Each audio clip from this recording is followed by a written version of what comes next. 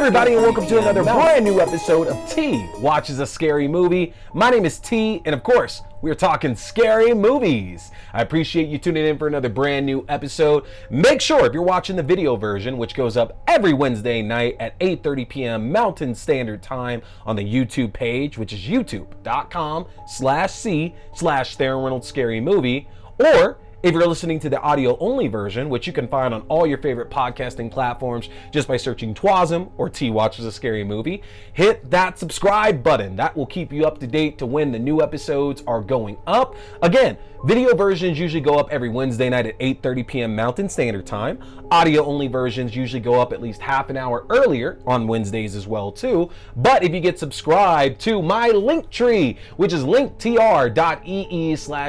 Scary Movie, that will keep you in the loop for all the updates that I make on either of those platforms. Also, it'll keep you up to date with the Letterboxd written reviews that I do and TikTok videos and other social media as well. So subscribe on my platform so you can stay up to date with all the scary stuff that's going on. And folks, this is the last show of September. Next week, we are in October. Spooky season is in full effect right now. We've been celebrating the Halloween season for the last month as it is, and we are going to continue to do so because I have another set of scary screaming suggestions for all of you tonight. I've been hitting you up every single week with 6 suggestions across 6 of the more popular streaming services that are out there, giving you some good ones to check out, and I'm back here with another 6 for you. Let's jump right into it. We are starting again with Netflix, and I want you to go and check out the film Lights Out. If you haven't seen this one, this movie was based on a viral video that was created about some kind of monster, ghost, demon, whatever it is that can only get you when the lights are out. You might remember there's a lady in her house, she keeps flicking her switch on and off, keeps seeing somebody in the background, and they keep getting closer till they're eventually right next to her. Yeah, we ended up getting a full movie out of this one here, and this film, loved it. Got to see this one here in theaters. There are some great jump scares. Love the design of our monster, our ghost, our demon, our creature, whatever you want to call it at that point. I'm kind of sad and surprised that we have not gotten a sequel since this film has honestly come out, as it was one of my favorites when it released. But if you haven't checked it out and you're looking for something with a good amount of jump scares, not too gory, and kind of appropriate for younger audiences as well too, you're going to want to go check out Lights Out right now on Netflix.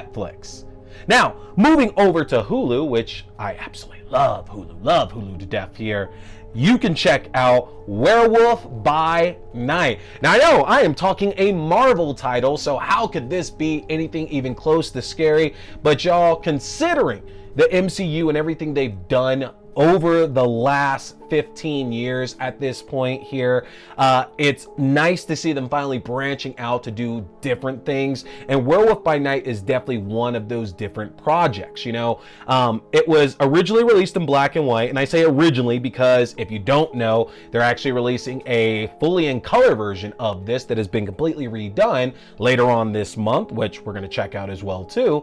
But if you haven't seen this here, this definitely looks at a different corner of the MCU, of the Marvel Cinematic Universe that's out there. We're seeing a lot in terms of mysticism and monsters that we have not seen yet across any of these films, except maybe Doctor Strange and the Multiverse of Madness. And it's cool to see a lot of these scarier threads start getting picked up, because while I love the MCU, and even at their worst, they're still very, very entertaining, I know that a lot of fans are looking for something different from the same cookie cutter releases that we seemingly are getting over and over and over. Werewolf by Night will keep you covered there. Go and check that one out on Hulu right now. Over on Prime, want you to go and see Maggie, starring Arnold Schwarzenegger and Abigail Breslin. This was a film that came right after Arnold was officially done in office and getting back to his movie career, and picked up a lot of projects, some of which obviously we would expect to see him in these heavy action-orientated roles. But he also took on a lot more character pieces, which is great because Arnold is actually a really good actor when he's given something to work with, and Maggie is definitely one of those films. It's a story in which a zombie apocalypse, a zombie outbreak has happened in the world itself. And at this point, it's kind of commonplace. Everybody is kind of learning to live, knowing that these creatures are out there and that you can easily get infected. And if so, that's kind of it for you. And it turns out that Arnold Schwarzenegger's character has a daughter played by Abigail Breslin who is infected, and they're just trying to figure out a way to approach life moving forward, knowing that this is likely the end of her life. And as a loving father, doesn't want to let her go, even though there's a big danger to him taking care of her. I absolutely loved it. Again, it's great work from both Breslin and from Schwarzenegger. It's a very different role than what you would expect to see him in. Definitely check out Maggie right now on Prime Video. Now, over on Max, you can go and check out Let Me In. Now, some of you are already hearing this and saying, what the hell are you talking about? But guys, listen up.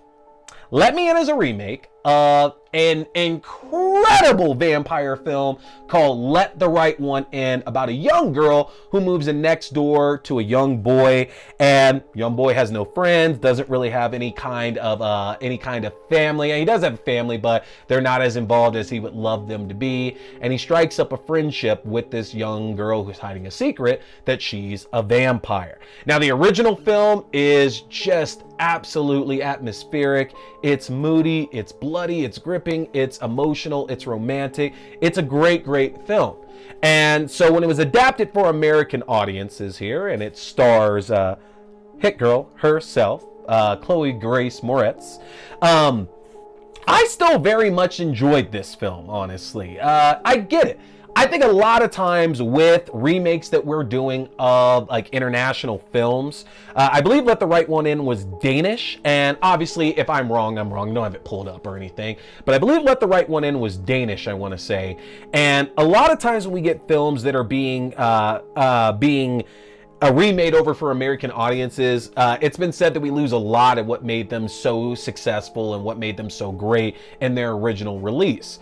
And I will admit, no, it doesn't hit as hard as the original film, but I still think there is a lot of good here in this adaptation. I mean, we get Elias Koteas in it, who I absolutely love, amongst a number of other really great actors in this film as well, too. Folks, you got to check it out. I will say that it can be extremely brutal.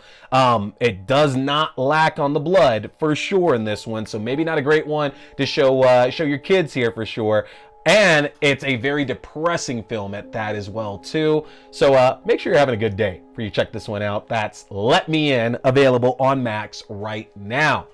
Over on Shudder, we have Watcher. Watcher, a film that I recommended to y'all last year as well too. A film about a couple living overseas, to where the young woman, our heroine of the film, finds out that there's a man living nearby that seems to be fixated on her, that's always staring, always creeping, always watching her.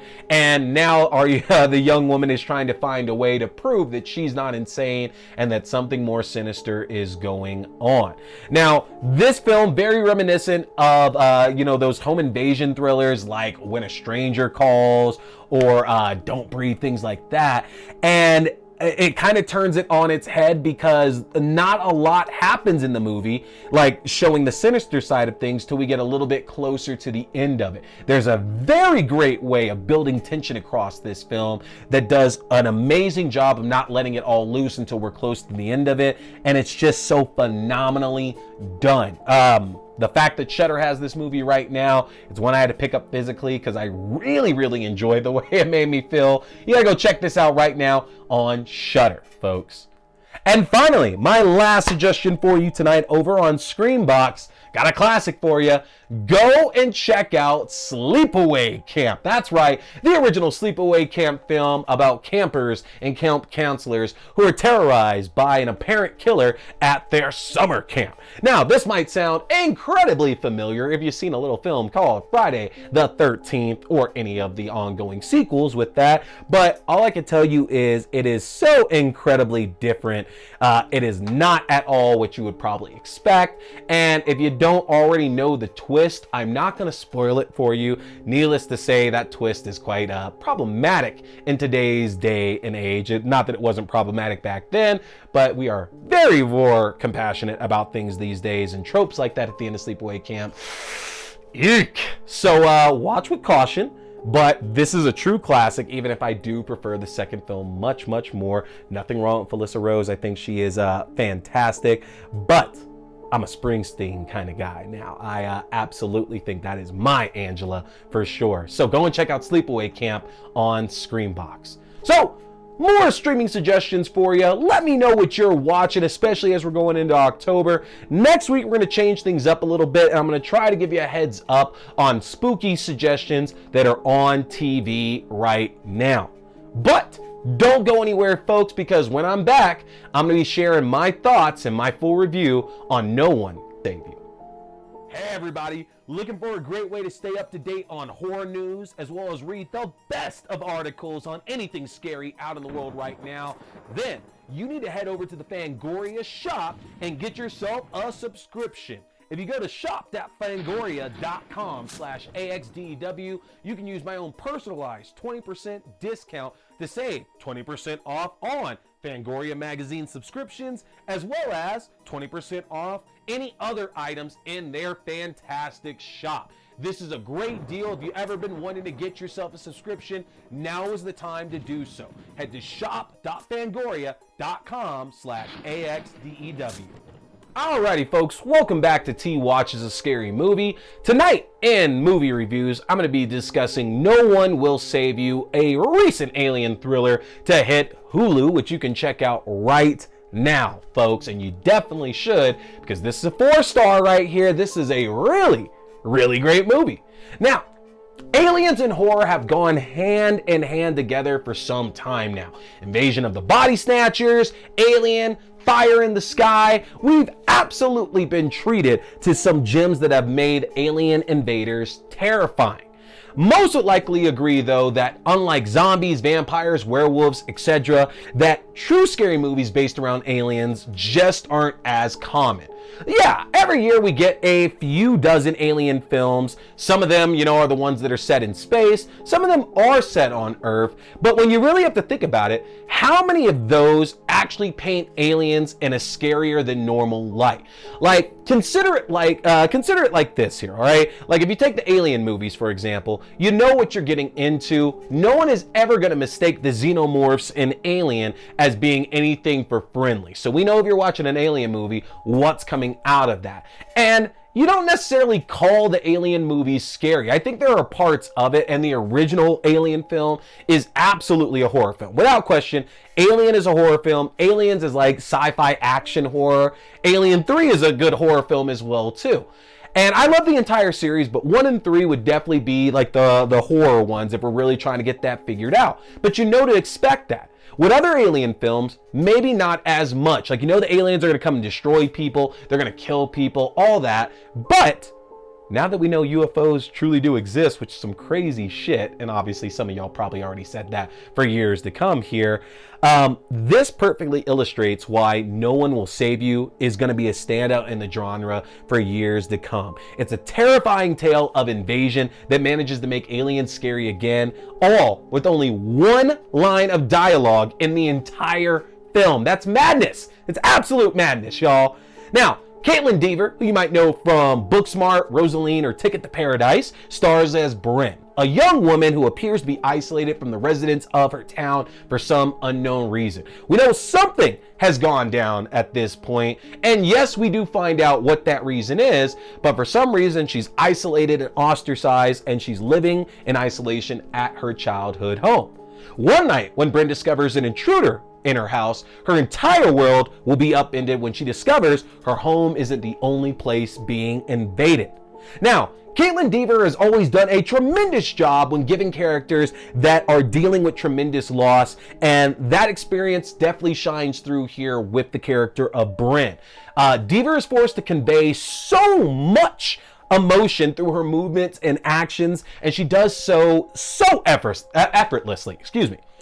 Before and during this invasion, Brynn is already dealing with so much negativity, again, from the entire residents of her town, that it almost seems like a catharsis of sorts, that when these aliens show up, she actually has the ability to physically fight back against them. She can let loose some of what she's feeling because she has no friends. She has no family around her right now, and she doesn't really have that option to physically express herself with all the people that are around her. Deaver just does a tremendous job with this role, and there are times where I think that are misconceptions about her, being a young woman in the way that she looks, that she's probably not going to do so well if an alien invasion were to come down. But y'all, let me tell you right now, if an alien invasion occurs after seeing this film, I'm gonna have to throw Caitlin Deaver on my survival list for sure. Because she's gonna fight and definitely knuckle up against some aliens for sure, folks.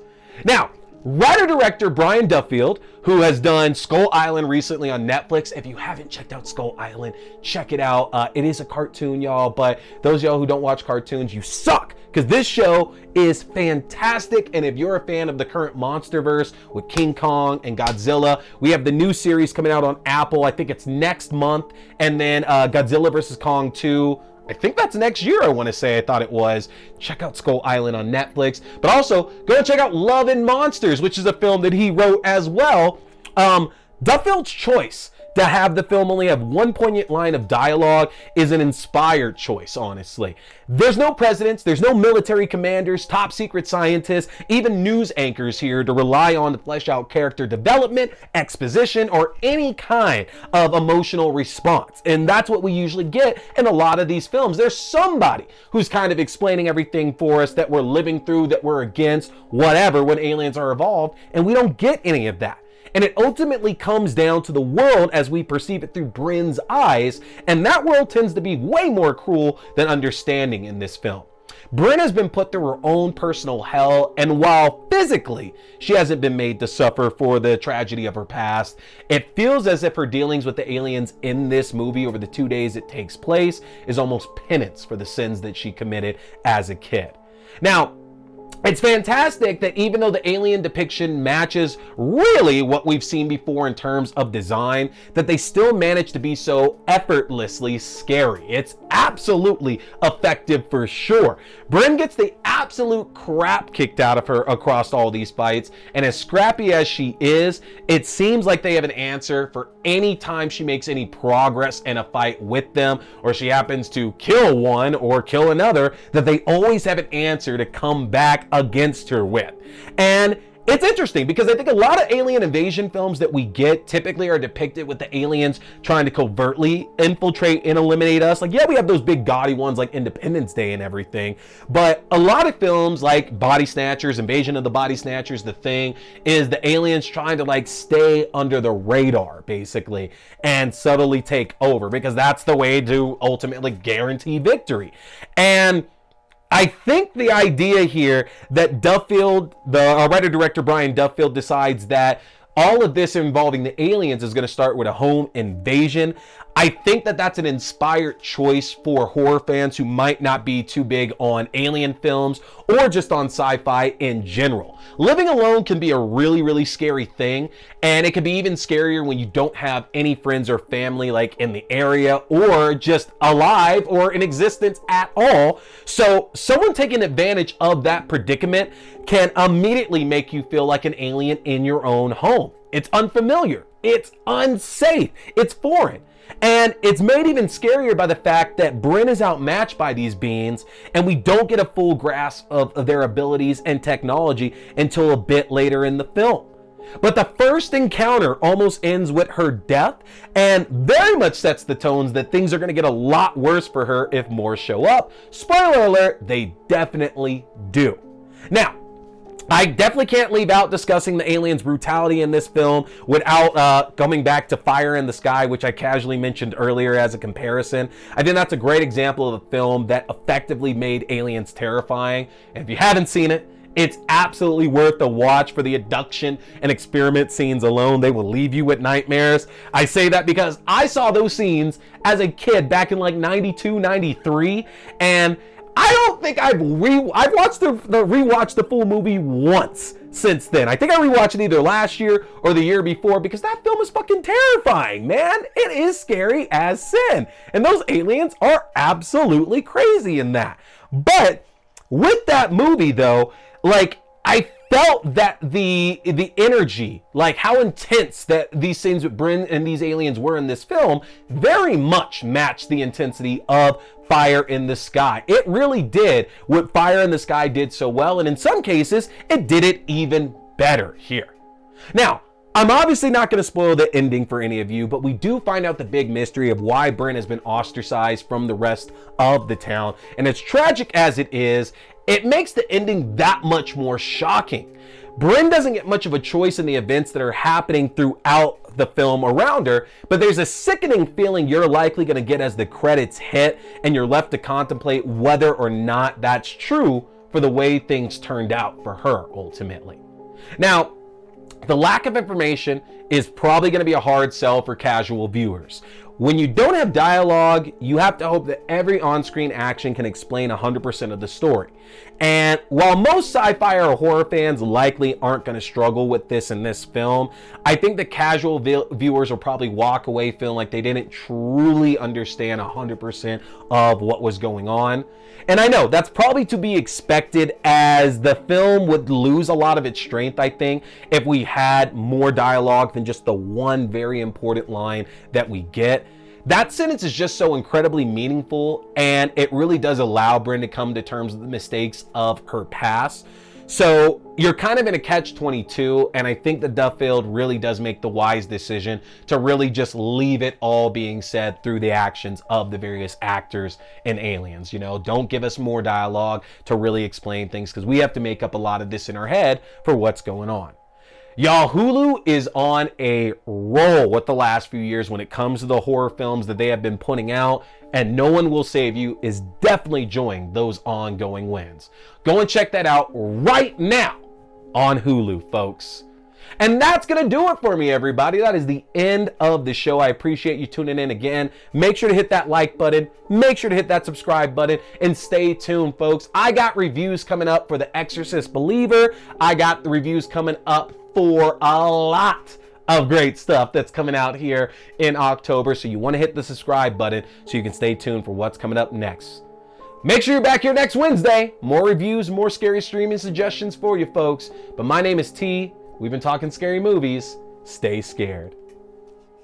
Hey everybody, I appreciate you tuning in for another brand new episode, movie review, game review, whatever it is now at this point.